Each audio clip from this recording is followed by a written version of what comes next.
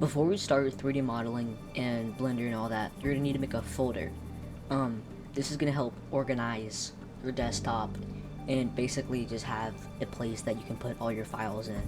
So make sure you have a folder, and put everything that you make in Blender in this folder, and then you can make subfolders and all that stuff. But make sure you have a folder, right? It's the most important part. Now on to the actually most important part, Blender. So this is the Blender layout here.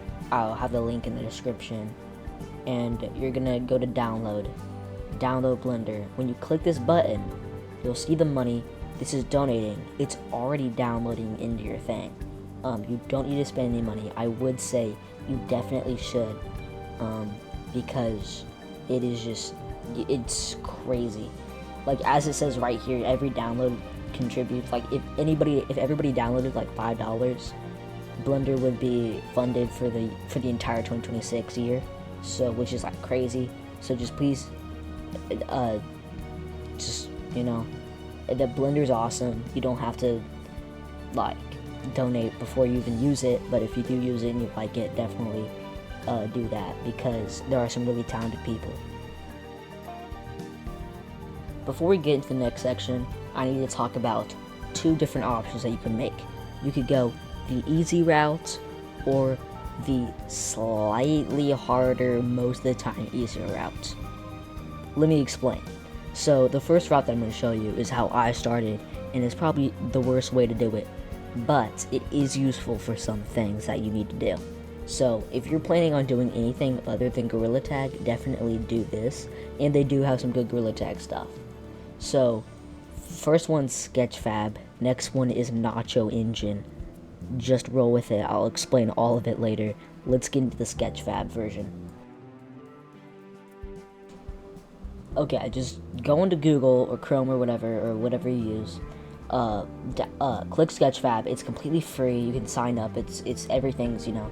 And then you can search up Gorilla Tag, and this is basically how you get all of this stuff. Now, there are some things I need to tell you. Like, for downloading something that has bones or you animate it to like move around, use the original format. But if it's like a map or an object, use JLB. Please, it's gonna save you so much time. It's just, trust me on this. It's honestly, I don't even know how to explain how much it helps. So basically, once you download it, it's in your little download spot, and then you take that out to your desktop, open up Blender, and then kind of move it out of the way, delete all the stuff that you want to delete, and then just drag it into Blender, basically. And then it'll pop up all this stuff. Don't even need to read that. It's all too complicated. I can't even explain it. And now you have your little guy, okay? But there's a chance that the texture will be blurred. And if the texture is blurred, let me tell you what to do. So, if it has this weird blur marks, you're going to go over to this tab, click on it, and then you can see linear. Change that to closest. That'll add these like pixels that you need, and if it's already like that, then you're good. But just make sure that's on if you want it to look like Gorilla Tag.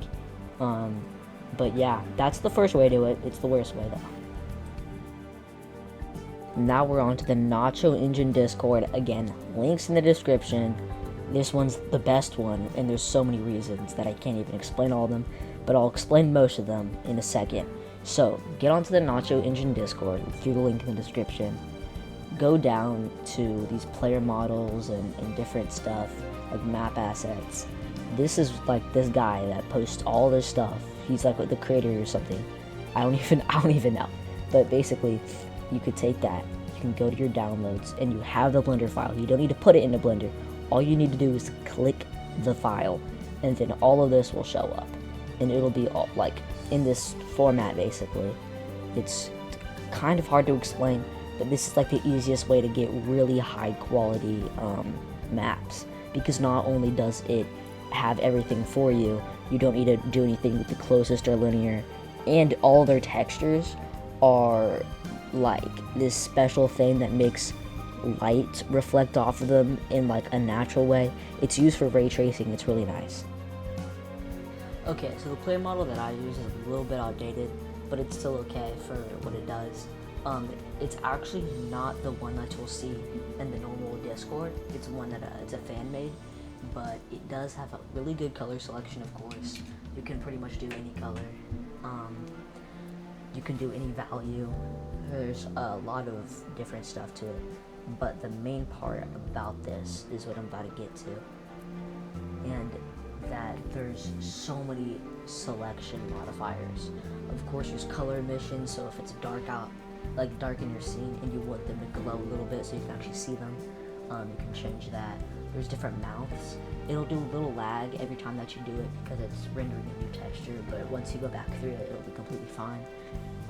There's every single mouth from the game, which is really nice.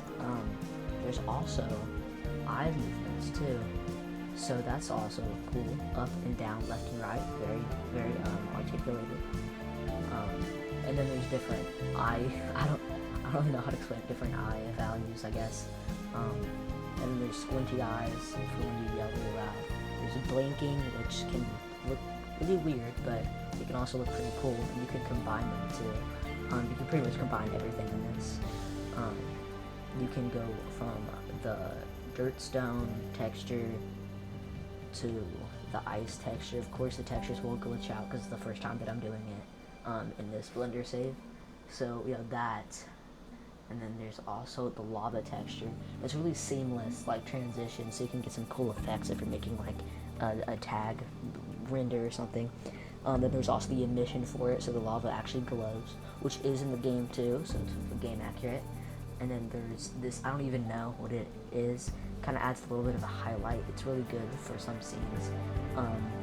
Very nice. There's different modifiers for the face, eyes, stomach, and like fur and stuff.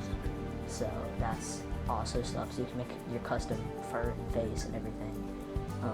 But you can also change your name completely. If you go to the edit mode while clicking on it, you can pretty much type anything, different letters, numbers, and symbols. It all works, which is nice.